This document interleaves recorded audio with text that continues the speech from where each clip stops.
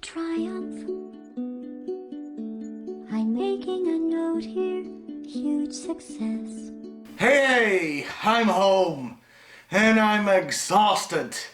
But the day is not over yet. We still have to show you guys what we got.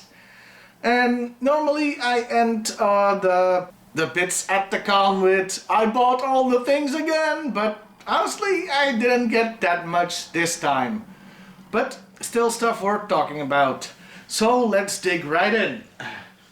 Oh, and because I didn't get that much toy stuff, I got a mystery bag of Japanese snacks and candy. So I'm gonna show you that too, and genuinely I don't know what's in here, so I'm gonna be as surprised as you are.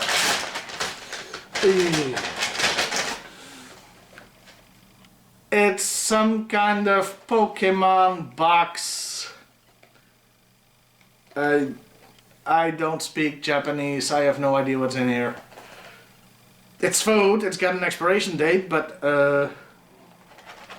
it's very light. Remind me to pester Mars Girl to find out what the hell this actually is. Riveting, isn't it? Kit Kat. It's green tea flavored, I think. You got green tea on there. Okay.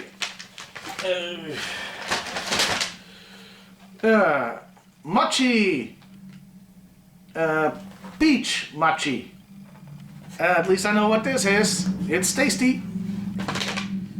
Oh, motorcycle, of course. The weather has been absolutely lovely, so you get these guys all the damn time.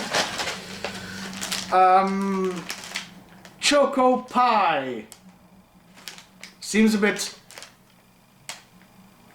I was gonna say Oreo-like, but I think this is very, very soft cake with chocolate.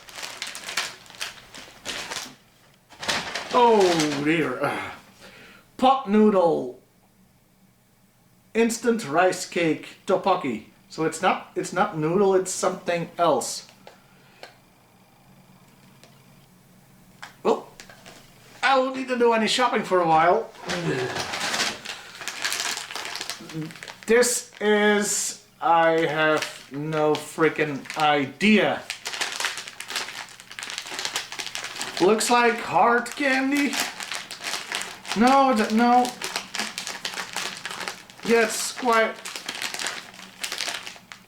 just hard candy to suck on, I think.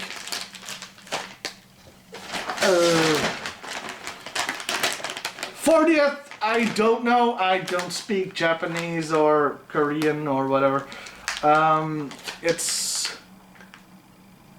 They're chips.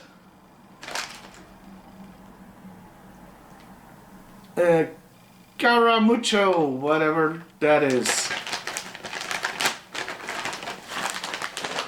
And the last thing is gummies.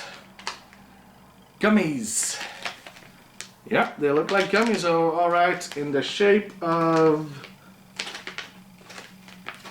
whatever the hell this character is, I have no idea. And that does it for the snacks. Now on to the actual good stuff. I mean, this is great stuff, I'm gonna enjoy eating it, but that's not why you're here. And you're probably also not here for the book I got, A Stroke of the Pen, The Lost Stories of Terry Pratchett. I have all the Discworld books, but this is a different thing that I didn't have. And I love me some Pratchett. Up next, this was the most expensive thing I got. Mecha Frieza from Figure Arts. It's Frieza after he's been defeated by Goku. He goes to Earth and they mechanized him to save his life. So now I have 3 different versions of Frieza. I have the first form, the final form, and then this mecha form now. Okay.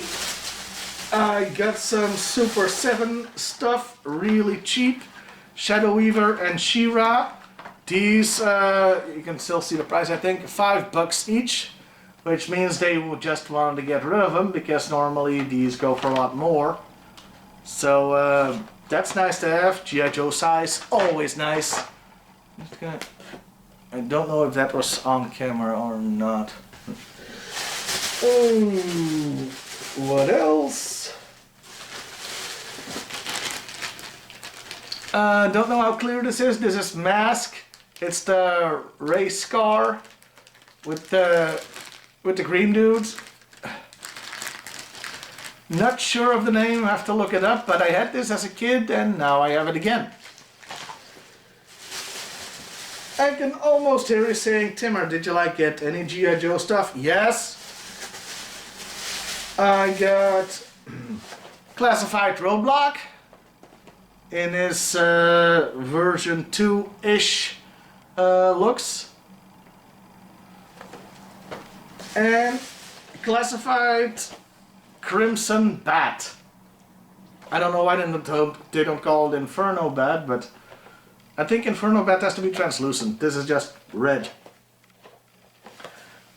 So that's my third classified Battle Android Trooper. No, I don't think I have a problem. Some loose figures, a Strato Viper V1. So this is one of the only two vintage things I got. A direct-to-consumer Range Viper. And finally, a Red Shadows Trooper from Action Force. And yeah, that's it. So, not a big haul, I gotta be honest. There wasn't that much stuff for me. And though I have to say one thing, you guys, if you've seen some of my Saturday Shorties where I mentioned the discount store where I get my stuff, and if you watch my streams on Twitch, aside from doing the video game, I always take a bit of time to tell you what I got toy hunting that week. So from the discount store, it's sometimes He-Man, sometimes Star Wars, very cheap, like the Saturday Shorty from a few weeks ago on cartoon Tila.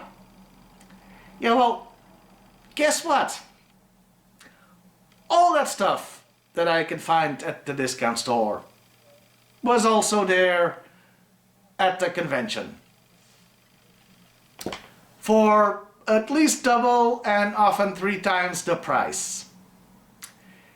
I'm not gonna call it a con, but it's once you know, it's very, very obvious where some dealers get their merchandise from and then sell it at quite the markup. I think I'm in the wrong business when it comes to toys. Yeah, and so that's it. Well, for the con anyway. Comic-Con was great, I had a lovely time. But yesterday, the day before the con, I went to a flea market. A local one in the next town over. Now, normally I don't really find anything there anymore. It's been so long since the golden age of finding 80s toys at flea markets. Yeah. This is that little mini vehicle that came with the Rolling Thunder. It cost me $1. It's missing its gun, but that's actually great. I can put another type of gun on there. Maybe I'll paint it to make it a mini Cobra vehicle. I don't know what I'm gonna custom, you know. I don't know what I'm gonna do with it yet. I just picked it up. And I thought that was gonna be it. But at another booth was the rest. I don't have time to show you all of it, but there's like 38 figures, most of them the core, a few G.I. Joe stuff like Frostbite V1, and I don't know if these are Leonard, they're a hair shorter than G.I. Joe and core figures, but they're obviously Power Rangers knockoffs. They use the G.I. Joe body construction. I'm gonna have to look up what this is. But yeah, the weekend was already great with all of this stuff from the flea market. The figures were $2 a pop, but since I just picked them all, I got a great discount. Instead of like 78 bucks, I spent 60. So, yeah, awesome weekend, awesome toy haul. I'm in toy heaven. Okay, well, that wraps things up. Thanks so much for watching. And, well, as always, I'll see you next time, everybody. And hey, why not like, share, and subscribe if that's your thing. This was a triumph. I'm making a note here, huge success.